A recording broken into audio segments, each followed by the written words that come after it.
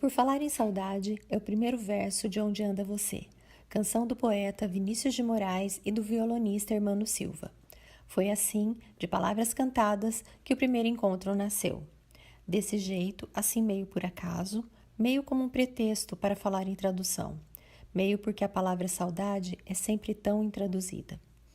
Desde o primeiro encontro, em 2010, procuramos manter a proposta de falar em tradução, teoria e prática, com palestras e mesas que refletem sobre tradução e oficinas de convivência, um pouco que seja, com práticas diversas, do sentido mais estrito ao mais amplo desta tarefa. A organização é compartilhada por professoras da Unicamp e da USP, com a participação de alunas e alunos das duas universidades. Nós, da comissão organizadora do evento, convidamos vocês a esta edição virtual, em uma travessia nesse campo de investigação entre mensageiros tradutores imaginados tão longe enquanto estamos tão perto. E gostaríamos de agradecer a todos e todas que participaram ativamente na preparação do evento, especialmente alunos e alunas da graduação em Letras e da pós-graduação em Linguística Aplicada da Unicamp. Sem vocês, teria sido impossível realizar este sexto encontro. Agradecemos também aos intérpretes voluntários de Libras, o apoio da CAPES e do Departamento de Informática do IEL. Por fim, convidamos vocês a compartilharem fotos e depoimentos nas redes sociais, usando a hashtag EPFET2020 e hashtag E Por Falar em Tradução. Obrigada pela participação e tenham um ótimo evento. Bom, boa noite a todos. Sejam muito bem-vindos à palestra AVE, do sexto encontro Por Falar em Tradução. Eu vou começar me apresentando bem rapidamente. Meu nome é Vanessa, eu sou professora de português e inglês no Instituto Federal de São Paulo, no campus Piracicaba, e eu tive o prazer de conhecer a palestrante da noite de hoje, a Ellison, enquanto estudava um pouco das traduções que já foram feitas do Guimarães Rosa. Então, no meu doutorado, eu estudei pela Unesp, estudei uma tradução que foi feita pela Barbara Shelby, das primeiras histórias do Rosa. Depois, em um pós-doutorado, tive a oportunidade de ler um pouco da tradução feita pelo professor David Trees. E aí, depois, entrei em contato com a Ellison, quando soube, com muita alegria, que ela estava aí começando, né, essa linda trajetória de tradução do Grande Sertão Veredas. Então, estou muito feliz por estar aqui, por ter a oportunidade de mediar essa mesa. Vou apresentar agora também, bem rapidamente, os intérpretes que estão aqui conosco. Então, agradecemos muito ao Cássio Oliveira, doutorando em Linguística Aplicada na Unicamp, a Joyce Carolina Ribeiro, formada em Pedagogia, mestrando em Educação na Universidade Federal do Espírito Santo, onde também atua como tradutora e intérprete de Libras, português. E agradecemos também ao Rafael Monteiro da Silva, tradutor e intérprete da Universidade Federal do Rio de Janeiro, mestrando em Educação Bilíngue no Instituto Nacional de Educação de Surdos. E agora eu vou apresentar a Ellison, perdão. A Ellison traduziu já diversas obras brasileiras para o inglês. Sua tradução de Budapeste, do Chico Buarque, foi finalista no Independent Fiction Prize de 2004, no Reino Unido. The Eternal Sun, de Cristóvão Tesa, foi finalista no Prêmio Impact Dublin de Literatura de 2012, e Near to the Wild Heart, da Clarice Lispector, foi finalista no Prêmio de Tradução da PEN America em 2013. Em 2019, ela recebeu o New South Wales Premier's Translation Prize pelo conjunto de sua obra. Atualmente, ela prepara, então, essa nova tradução para o inglês do Grande Sertão Veredas, de João Guimarães Rosa, com o apoio do Itaú Cultural. É uma alegria tê-la aqui, Ellison. Passo, então, a palavra para você, e aí, na sequência, a gente pode conversar um pouco e abriremos também para as perguntas.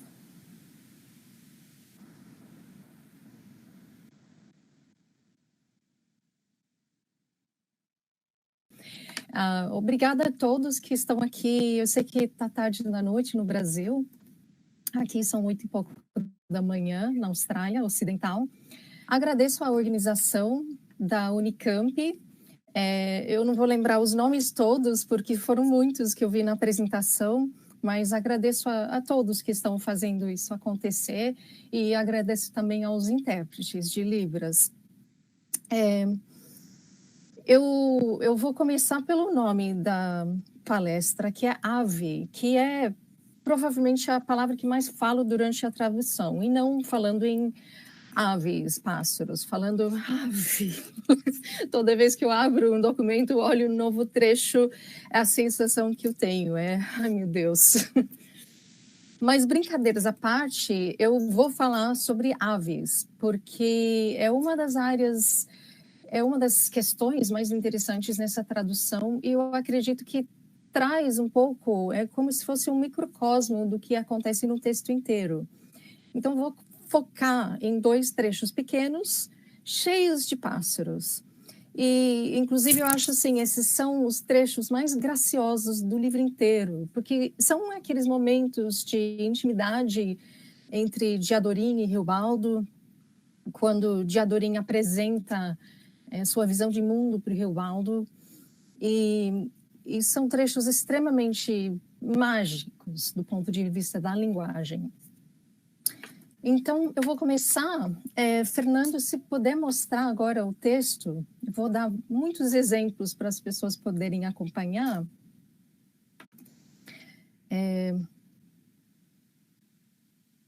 Esse primeiro trechinho é um dos primeiros em que apareceram tantas aves. O que acontece? Eu tenho um sistema para lidar com bichos. Todo mundo que faz tradução já sabe dessas coisas. Mas aqui no Grande Sertão Veredas também tem outras questões que entram. Então, vou ler o trechinho rapidinho para dar o contexto e depois a gente olha para as aves.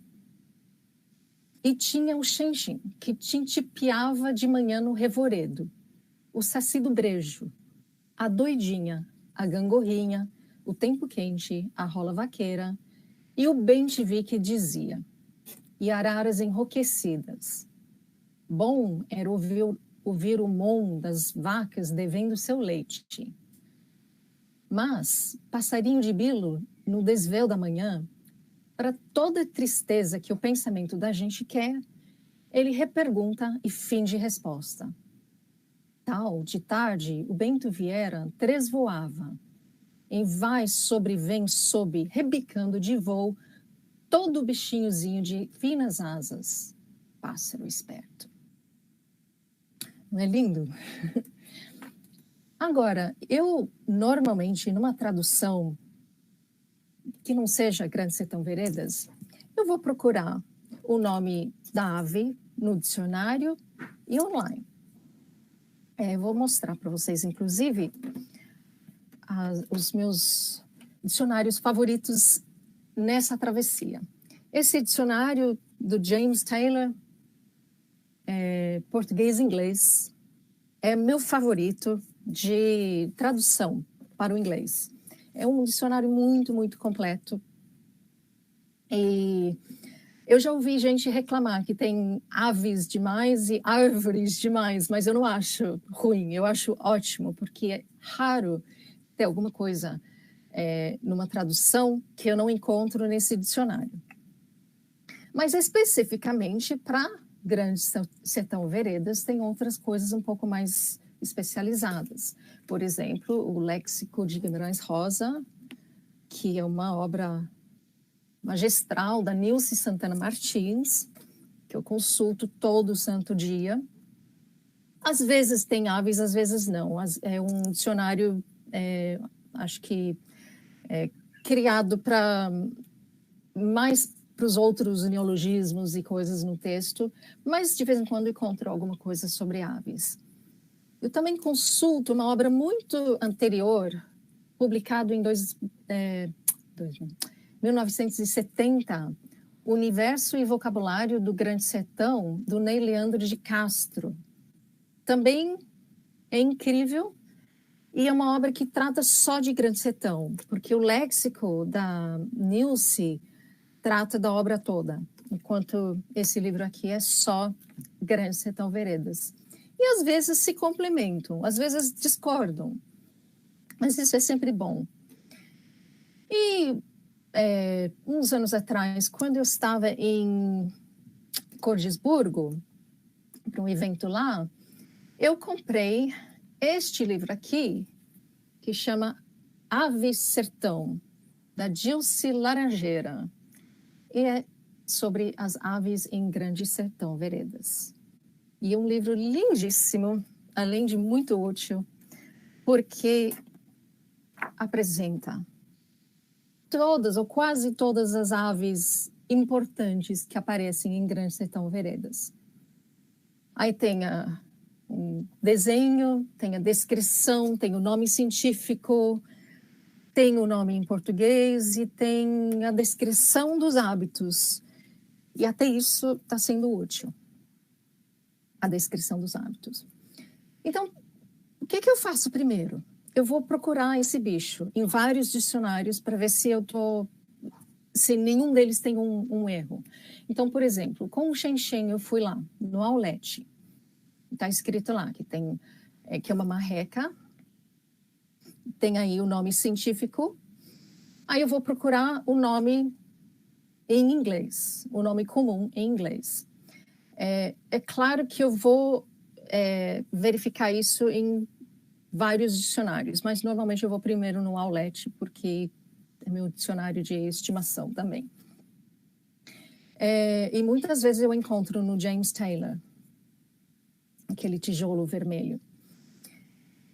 A partir desse momento, quando tenho o nome comum em inglês, eu vou começar a pensar se vou usar ou não.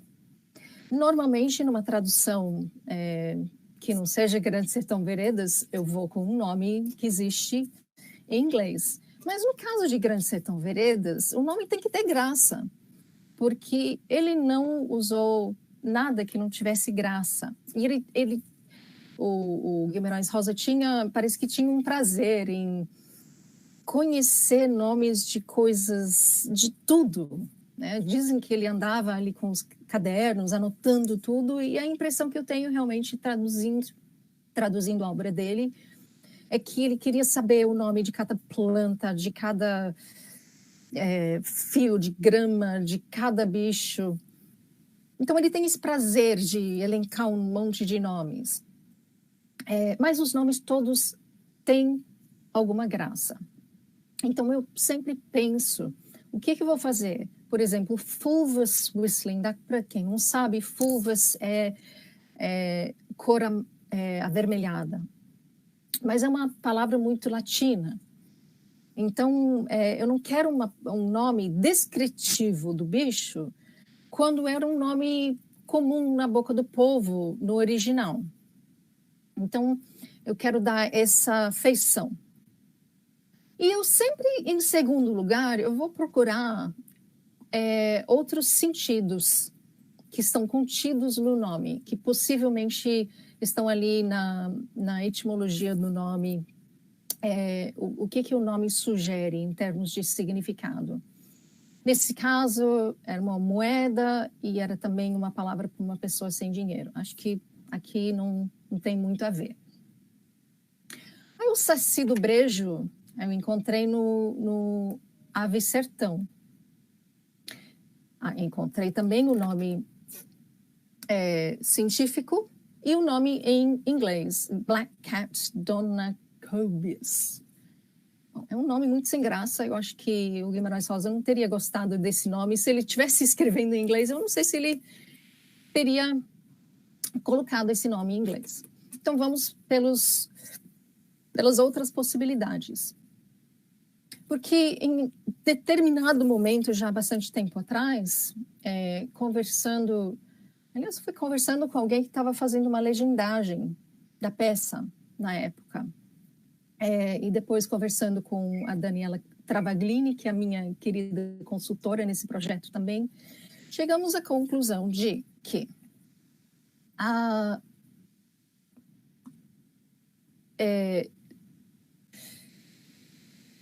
estão ao pé da letra, neste caso, transmite muito mais da graça do que outra coisa.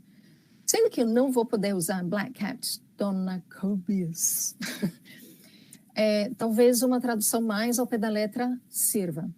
Não é um caso de que, eu vou fazer um cruzeiro por um rio e vou observar pássaros, eu preciso saber o nome real desse pássaro. Outro detalhe, em português, esses pássaros muitas vezes têm 30 nomes. Mudou um pouquinho de região ou de estado, já tem outro nome. Então, ele escolheu, entre essas possibilidades, o nome que mais tinha graça. Como não tenho esse recurso em inglês, eu vou procurar alguma maneira de passar a graça do nome, porque é isso que importa na escrita do Guimarães Rosa. Então, Saci. Bom, Saci, personagem folclórico, não tem muito como traduzir. Sem legendas e notas de rodapé. Então, vamos para uma figura folclórica que talvez transmite o mesmo sentido, a mesma ideia. Então, e chegamos em Saci do Brejo, Swamp Sprite. É uma possibilidade. Também tudo isso dá para olhar essas palavras individualmente, achar traduções possíveis, mas depois é um trabalho de encaixar todos numa tradução, no trecho, que vocês verão depois. A doidinha. Bom, no livro Ave Sertão, tem lá o nome em latim, que eu não consigo falar. Em inglês é Yellow-bellied alainha, sei lá como que fala isso. Também é um nome descritivo, Yellow-bellied whatever. E pertence à família dos flycatchers. Agora, vamos para a parte da graça. Vamos trabalhar com doida, doidinha. Doida pode ser, entre muitas coisas, pode ser loopy. E doidinha, por que não loopy-loo? Alguma coisa que traz a literação, que ele sempre curtiu uma literação. E é uma palavra com boniteza, é fofinha. E uma coisa que eu queria falar também é que tudo em inglês que começa com o som de I é meio que o nosso diminutivo. Eu estava pensando nisso esses dias. Eu tenho um grupo de amigos aqui na Austrália, amigas aqui na Austrália. Todos os nossos nomes encurtados terminam com I. Então, meu nome é Alison, vira Ali. A Kia vira Ki. A Ariane vira Ari. E a Belinda vira Bi. Então, e a gente faz isso com muitas palavras em inglês também. A gente põe um Y no final e tem esse que. Não chega a ser tão diminutivo quanto o diminutivo em português, mas tem esse que de diminutivo. Então, por isso também que eu queria usar o I no loopy-loo. Aí, rolando mais um pouco, tem a gangorrinha. Bom, a gangorrinha já traz uma imagem. Inclusive, a gangorrinha, em Ave Sertão, é um passarinho que parece uma gangorra. Tem esses perninhas fininhas e o pássaro parece assim, perfeitamente equilibrado, assim, o tamanho do bumbum e o tamanho da cabeça e o peito, equilibrado perfeitamente, parece mesmo uma gangorra. Tem o nome aí científico, em inglês, Solitary Sandpiper.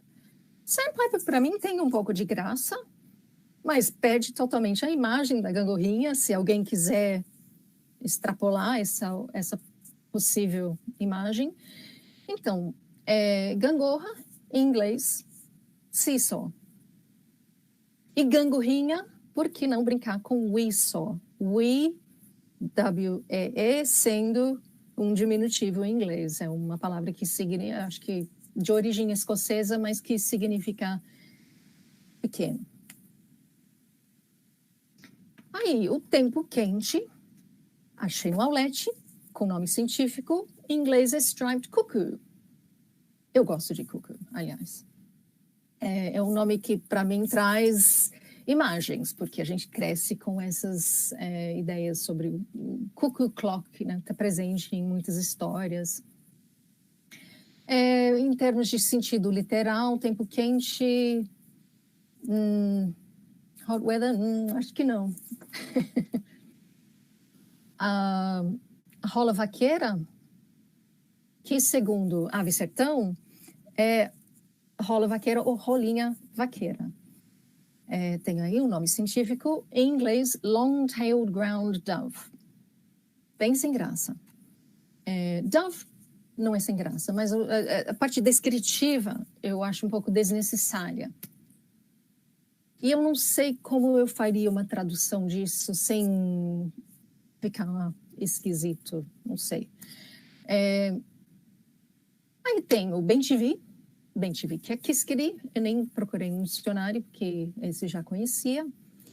Mas ele brinca muito ao longo do livro com essa ideia do bem-te-vi que dizia, aqui sendo, ele omite o que dizia, porque acabou de dizer o nome, que é o que diz o bem-te-vi. Então eu brinquei com essa ideia e cheguei numa coisa que rima, the UIC Kiskeri, que eu acho que tem a mesma função do que ele está fazendo no português. Porque, afinal, no nome não temos o som embutido no nome do pássaro. Então, temos que desempacotar de outra maneira aqui. Aqui, araras enrouquecidas.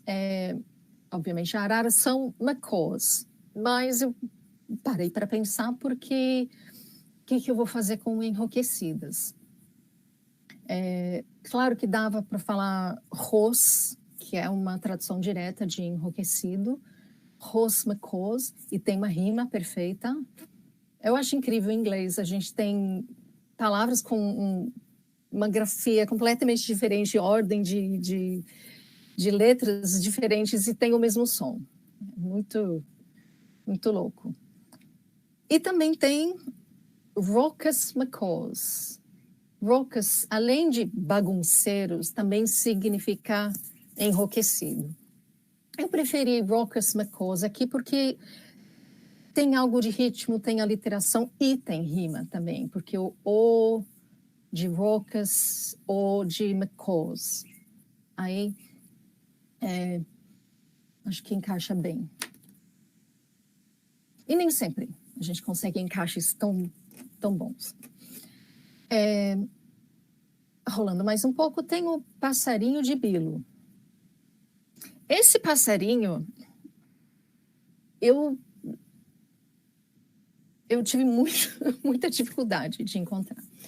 Não tinha no Ave Sertão, tampouco tinha no Aulete. No Léxico de Guimarães Rosa também não. Google falou para mim, você quer dizer pássaro de bolo? E me deu receitas de hummingbird cake, que por sinal é muito bom. No Universo e Vocabulário do Grande Sertão, finalmente diz que é um termo obscuro, de difícil interpretação dentro do texto. Maravilha. Depois de rastrear muito a internet, eu acho que eu tinha encontrado alguma coisa que achava que dava para usar, na ausência de qualquer outra pista, achei que podia seguir isso. Aí eu fiz uma tradução desse nome e ficou lá um tempão. E já mostrei esse trechinho em outras palestras e sempre as pessoas me perguntavam, mas por que você usou essa tradução? E eu não conseguia lembrar, eu não conseguia rastrear o meu caminho. Mas, preparando para essa palestra, eu fiz isso. Eu acho que finalmente consegui alguma coisa. Achei uma espécie de beija-flor, que é bom, tá aí, mas tem o bilo no começo do nome, que significa 2 lobos, 2 hemisférios, 2 partes. E o nome significa crista dupla como raios de sol. Um dos nomes desse pássaro é chifre de ouro, E o chifre de ouro tem um nome em inglês que é sun gem. Me parece um nome muito adequado para um pássaro que aparece de manhã. Então, aí outra coisa. Ele tem um indício ali no texto para toda tristeza que... Ai, acabou de sair. Você pode rolar um pouquinho para cima? Para toda tristeza da gente, que o pensamento da gente quer, ele repergunta e finge resposta. Eu sempre quero escutar os pássaros para ouvir como o Guimarães Rosa interpretou aquele som. Porque isso pode dar uma pista para mim também, em termos de interpretação de como... Primeiro, para verificar se é o mesmo pássaro, e segundo, às vezes, nesse caso, como que ele repergunta e finge resposta. Aí, quem quiser pode ir lá na Wikiaves e pode procurar. Sun gem, ou chifre de ouro, vocês vão ouvir o som desse pássaro, que realmente tem um som muito repetitivo. Então, talvez o Guimarães Rosa estivesse brincando com esse som. Ou é isso, ou é deixar o nome em português. Eu não sou contra, de vez em quando eu faço isso, eu acho que tem a ver, mas não sei, aqui eu acho que merece uma gracinha a mais. Até porque um passarinho de bilo. Bilo. Passarinho, a gente sabe que é pequeno, então, né, o hummingbird, o beija-flor também é pequenininho, então talvez seja mesmo isso.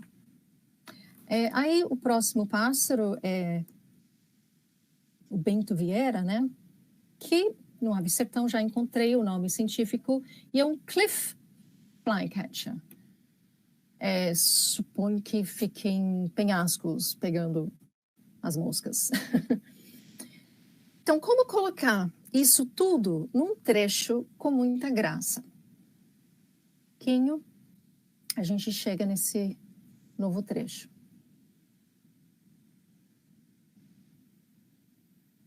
Agora com o inglês do lado, para vocês verem, né, de onde veio. And there was the whistling duck that chirped in the first sunblush of morn. The swamp sprite, the loopy-loo, the weesaw, the striped cuckoo, the ground dove, and the UIC kiskadee, and raucous macaws. It was nice to hear the murr of the cows owing milk, but the little sun gem in the dim veil of dawn, for every glum thought your mind throws up, he asks again and fakes the answer. Then, of an afternoon, the flycatcher would tumble dive, high-low come-go, peck-pecking in mid-flight every wee-winged creature. Clever bird. Então, o Guimarães Rosa trocou muitas correspondências com os tradutores originais. Um deles foi o italiano Eduardo Bizzarri.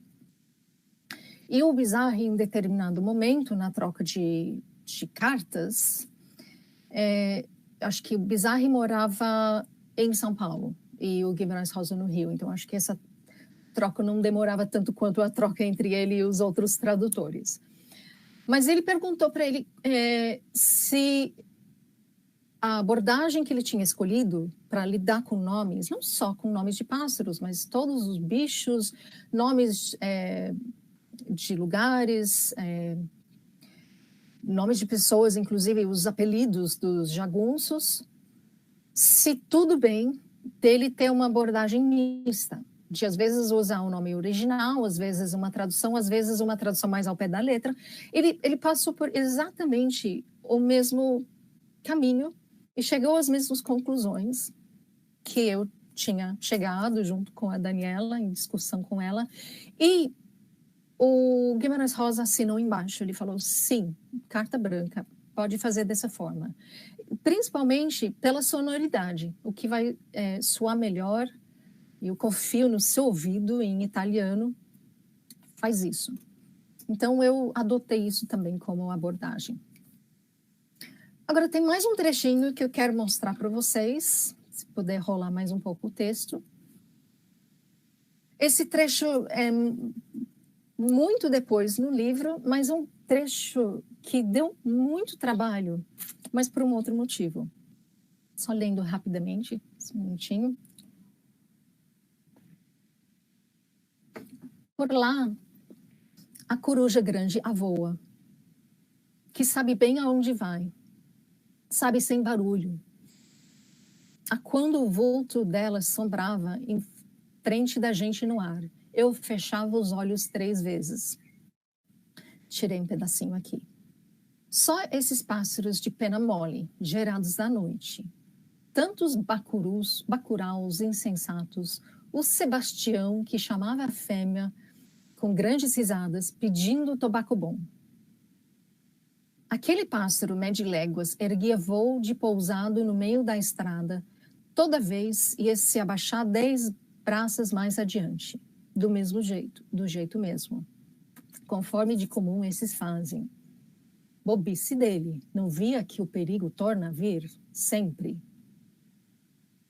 Pouquinhas estrelas dando céu, a noite barrava bruta. Diga ao Senhor, a noite é da morte?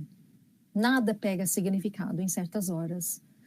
Saiba o que eu mais pensei, no seguinte, como é que Curiango canta? Que Curiango canta é Curiangu. Agora, lendo esse trecho, que tem umas coisas no meio, é um trecho grande, mas lendo esse trecho, você tem a impressão dele estar falando de vários pássaros.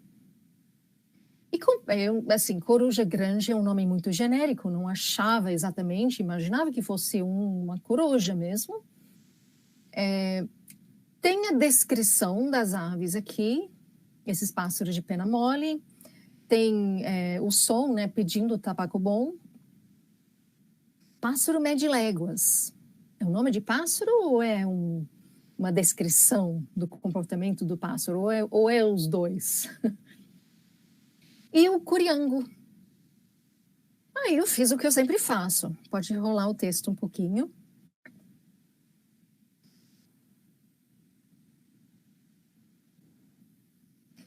Tá. Aqui, já entrego. A minha tese é que o bacurau, Sebastião, tobaco bom, mede-léguas, curiango e coruja grande são o mesmo pássaro. Mas eu não bati o olho e pensei isso. Eu pensei que eram todos diferentes.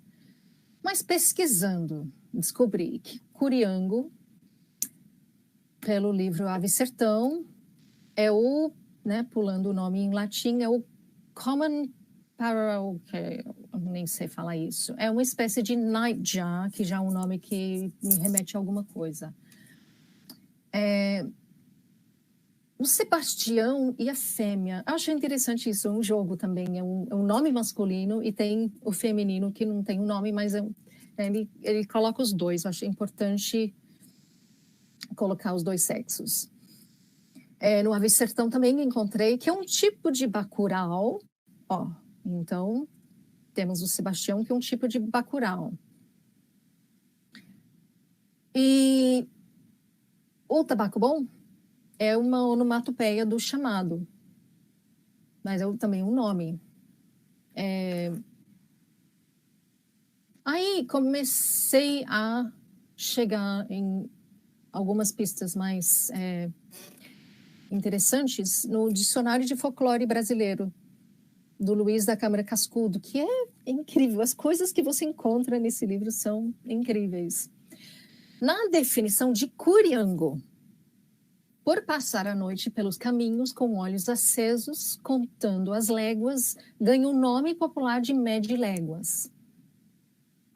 Então, mede-léguas, pássaro mede-léguas, também tem a ver com o curiango. Aí, procurando o bacurau, eu descubro que o bacurau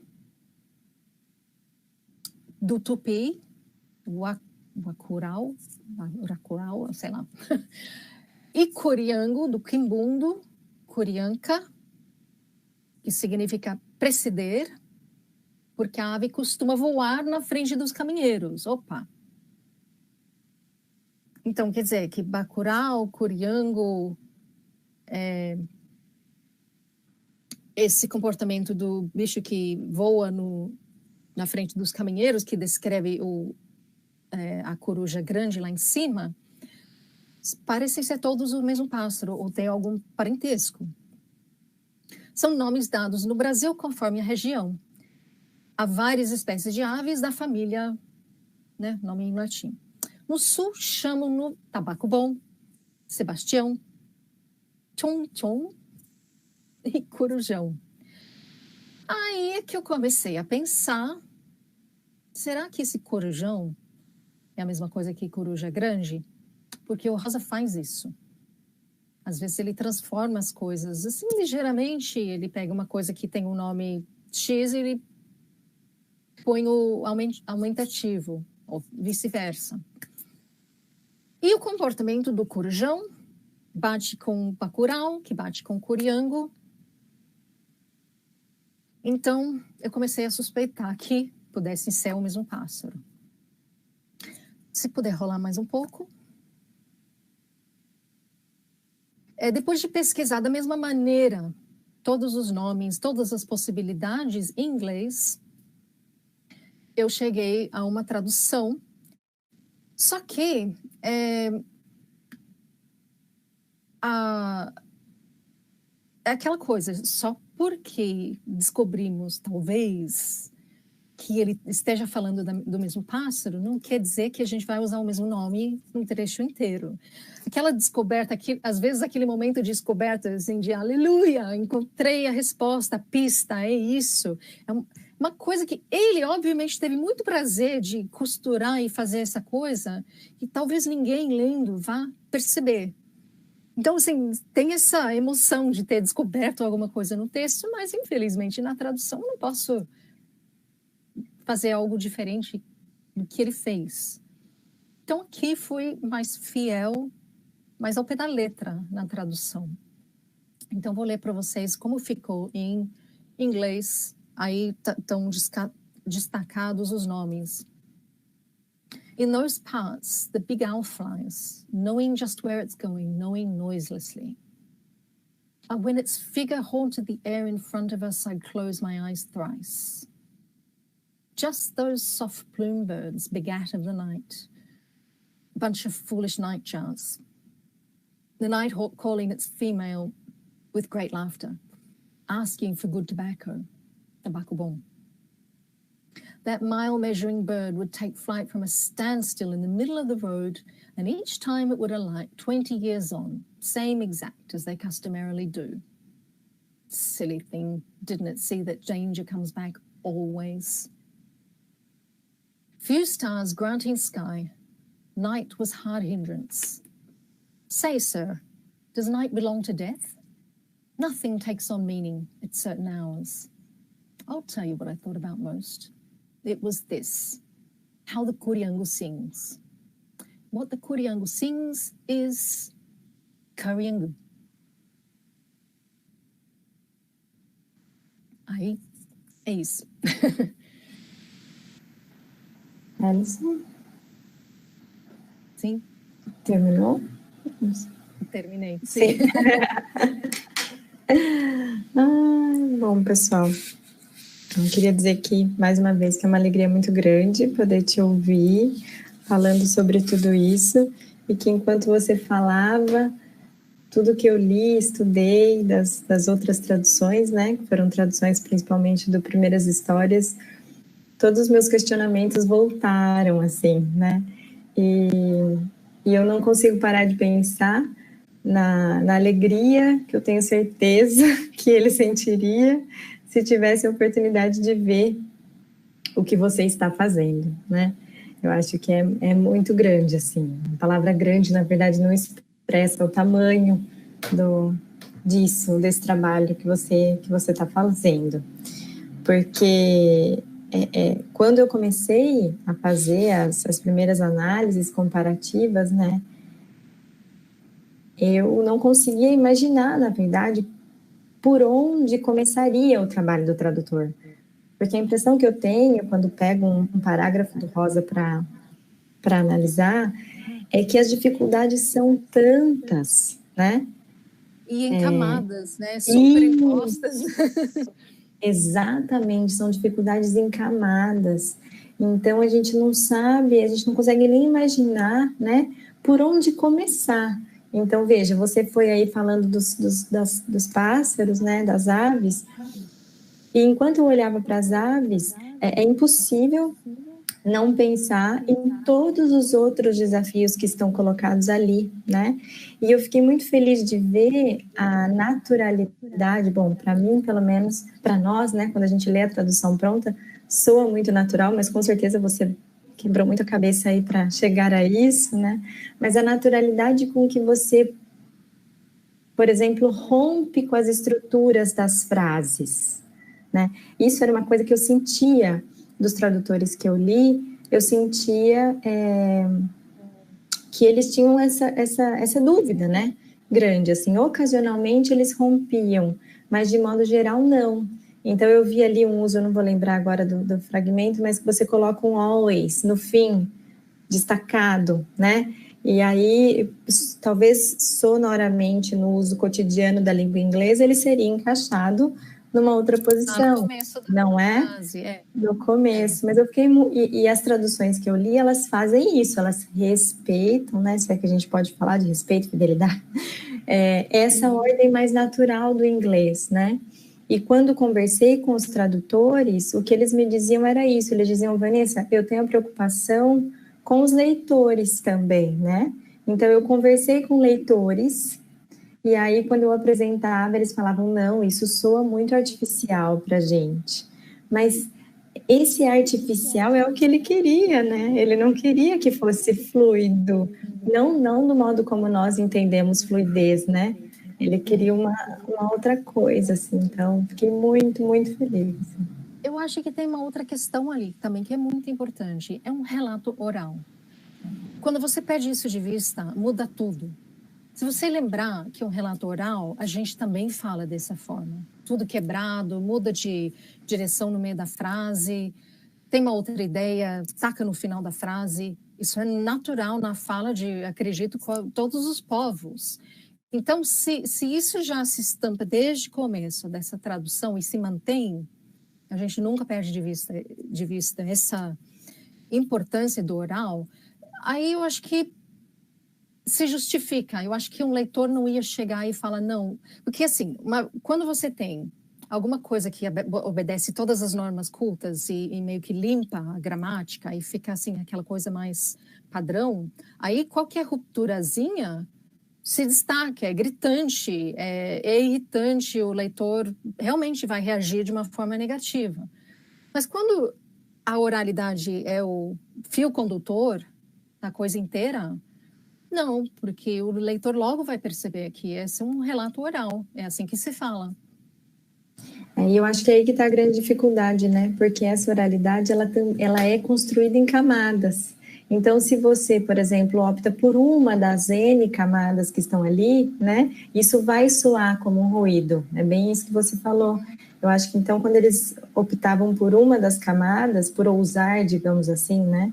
Em uma das camadas, mas não nas demais, aquele trabalho, que, a meu ver, por exemplo, é um trabalho magnífico, porque vai nessa linha, né,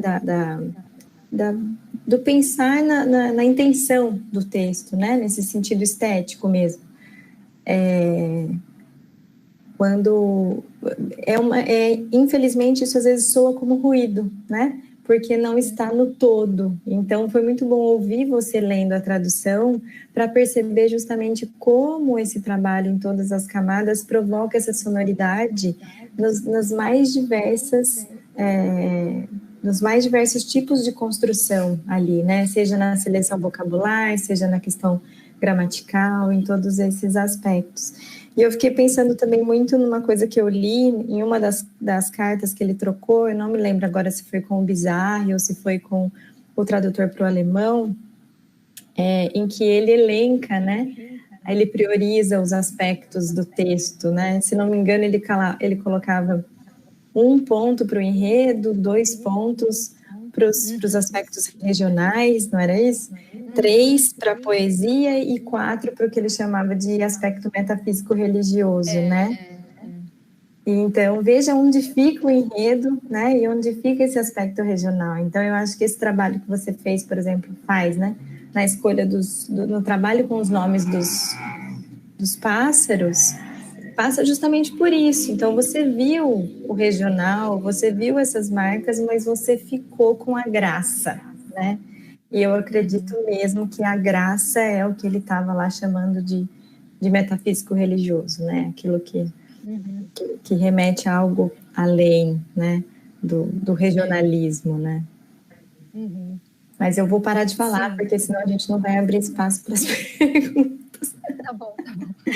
Então, vamos dar uma olhada aqui e ver como é que estão as perguntas. Abrimos, então, pessoal, para as perguntas. Eu estou de olho aqui no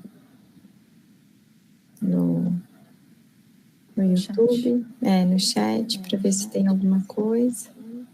Mas enquanto você está esperando as perguntas, eu tenho mais uma coisa, que essas camadas de dificuldade, na hora de fazer a tradução, não é que você consegue sentar e fazer de uma vez, observando e respeitando essas camadas todas. Muitas vezes é um processo em etapas. A primeira etapa é extrair os sentidos.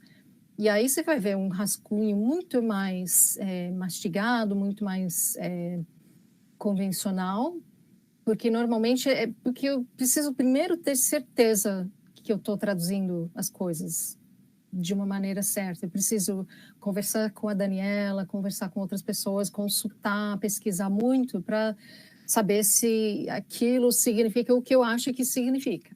Uma vez que eu acho que eu estou mais firme e falo, não, é isso, não tem nenhum equívoco aqui em termos de tradução, de interpretação do texto, é que aí vou trabalhando essas camadas, e muitas vezes na discussão com a Daniela, ela fala, não bagunça essa frase mais, porque ainda precisa, né, dar uma chacoalhada, assim. E aí começa esse cortar um pedaço aqui, mexe para cá, como que eu bagunço a sintaxe em inglês. Mas assim, dentro das possibilidades do personagem, o que ele falaria ou não.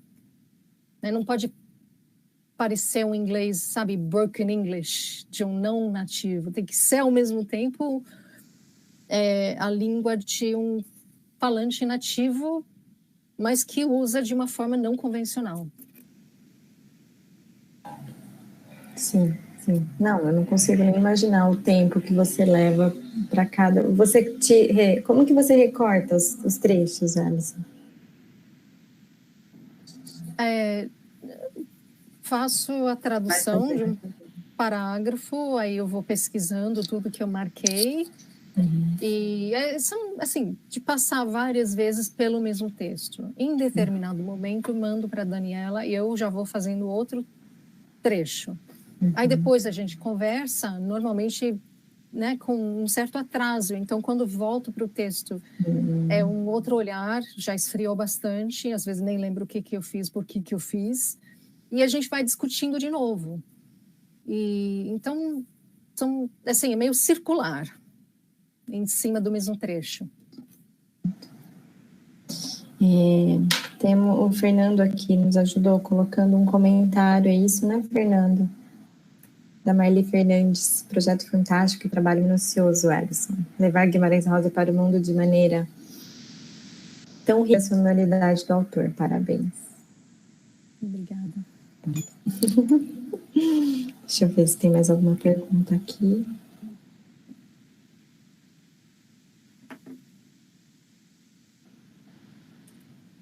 Não sei. Esse comentário, Fernando, eu não encontrei aqui. Será que eu não estou conseguindo carregar o meu chat?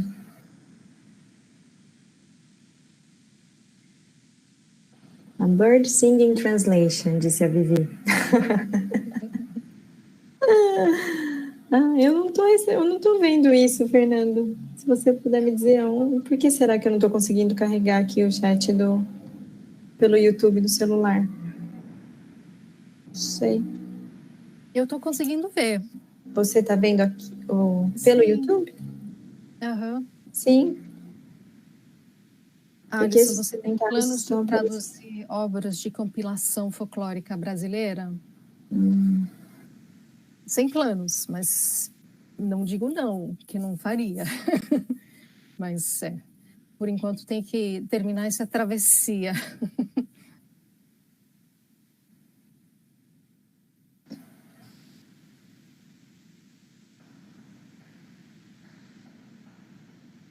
Tem mais uma, Alison, você está vendo aqui no chat? Você consulta as traduções para as outras línguas? A Lenita está perguntando. Sim, sim. Consulto, quer dizer, consulto e não consulto. O inglês eu não consulto, porque é uma tradução que a gente sabe que não tem esse toque mágico, a parte da reconstrução da linguagem do Rosa. E quando você lê, a minha sensação é absurdo, porque eu sei que tem muitos erros de interpretação, mas eu leio e falo, nossa, como isso flui bem em inglês. E é meio sedutor. Eu fico pensando, nossa, eles entenderam melhor o texto do que eu. Aí eu tenho que fazer. Parece que tem uma influência. Eu acabo fazendo uma tradução mais mastigada. Então eu não quero olhar porque me leva nessa direção. Só eventualmente a Daniela consulta só para ver se eles tiveram um ponto de vista diferente do que eu. O italiano, durante bastante tempo eu consultava porque eu achava que tinha uma distância o suficiente para eu conseguir ver o processo de pensamento do tradutor. O espanhol é mais próximo, então para mim não tem essa distância o suficiente para eu ver o raciocínio do tradutor, mas o italiano é aquele passo a mais, não que eu fale italiano, veja bem, com muita ajuda do Google Translate, não é para olhar questões estilísticas, é só para ver a interpretação de um trecho, principalmente aqueles trechinhos mais cabeludos que, às vezes, é uma pequena oração no final de uma frase ou no começo de uma frase. Mas, consultando essa tradução, eu descobri que, muitas vezes, ele tem alguma resolução ali para aquela questão mais, como que posso dizer? É menos ambíguo do que é no português. Então, às vezes, acaba não me dando muita luz. Mas, é claro, um outro ponto de vista é sempre bem-vindo. Mas, não, nesse momento, eu parei. O que eu acho, aliás, mais interessante nesse momento tem um professor no Rio, o Marco Salvito, que dá um curso para leitores, pessoas que querem se aprofundar em Grande Sertão Veredas. E ele dá uma aula semanal ao longo de muitos meses. E ele grava tudo e ele me manda toda segunda-feira ou terça-feira. Então, essa é uma forma de ver alguém lendo e interpretando o texto em português. Isso sim, isso me traz mais luz, mais inspiração para a tradução. E também tem muitas teses sobre esse livro, e é claro que às vezes o foco é outra coisa e não me diz muito, mas às vezes lança uma luz sobre uma questão que acabo resolvendo por causa dessa consulta. Então, é fortuna crítica de forma geral. Certo. Anitta de Marco disse, é um trabalho admirável, minucioso, sonoro, lindíssimo. Guimarães Rosa deve estar muito feliz. Obrigada, com certeza está.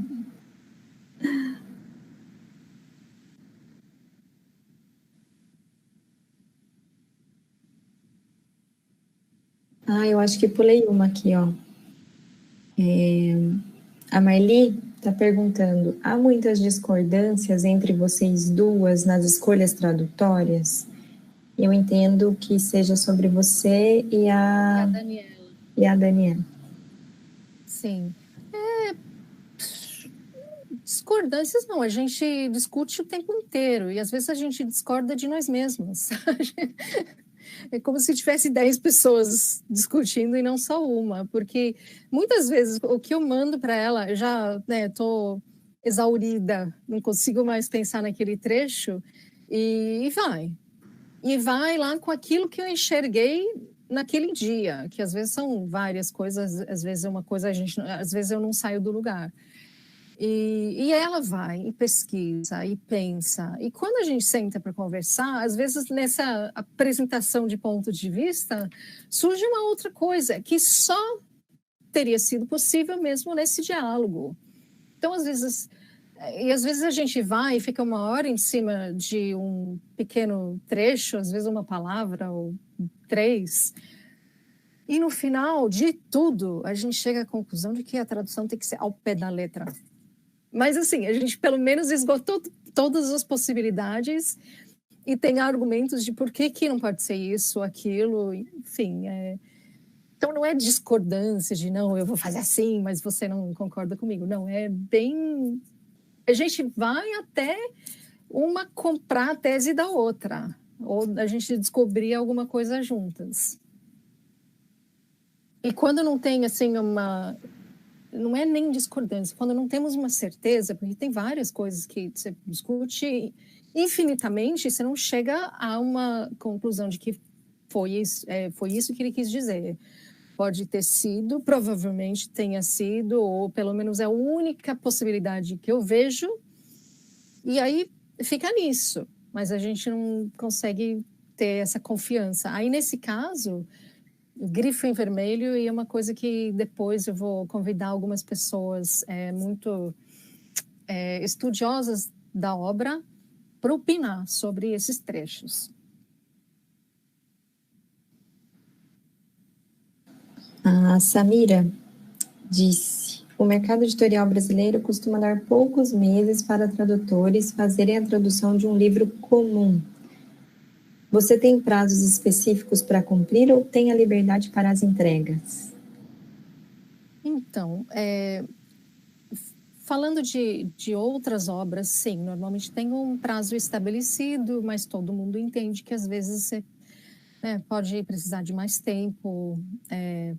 Então, normalmente eu trabalho eu consigo calcular mais ou menos a quantidade de palavras ou laudas que eu consigo traduzir num dia, e eu faço um cálculo geral e boto mais um mês, e aí eu negocio um prazo com a editora. Com esse livro, no começo, eu não conseguia dimensionar o grau de dificuldade e quanto tempo eu levaria, porque não é um cálculo que você faz pelo número de palavras, porque se aquele trecho tiver uma palavra muito difícil, que tem que pesquisar muito, esses trechos de pássaros, cada trechinho leva um dia de pesquisa, de brincadeiras e revisões. Então, eu não tinha como dimensionar. Eu brincava, mas era um chute. Eu brincava que talvez fosse 20 ou 30 vezes mais difícil do que uma tradução normal, e que eu precisaria de 20 ou 30 vezes mais tempo. No final, foi uma coisa um pouco arbitrária, que como o Itaú Cultural entrou com o apoio na tradução, negociamos inicialmente um prazo de 3 anos. E eu falei, tudo bem, porque me parecia que talvez pudesse caber mesmo nesse tempo. Agora negociamos uma extensão desse prazo, porque de fato não consegui terminar. Falta 1/3, mais ou menos. E as editoras estão super de boa, relaxadas, porque sabem que não adianta correr com uma tradução assim, não adianta, eu tenho que entregar uma coisa mais ou menos. É uma tradução, é um livro que, desde os anos 50, quando foi lançado, merece uma tradução digna. É muito difícil, tem que fazer jus, porque já teve uma primeira chance, e essa primeira chance não deu certo. E esse livro não ganhou o mundo como deveria ter ganhado. Claro que é muito apreciado em algumas línguas, entre algumas especialistas e estudiosos, mas eu acho que Não adianta correr, tem que dar o tempo necessário para concluir o projeto e eu tenho que ficar satisfeita com o resultado final, senão não terá valido a pena.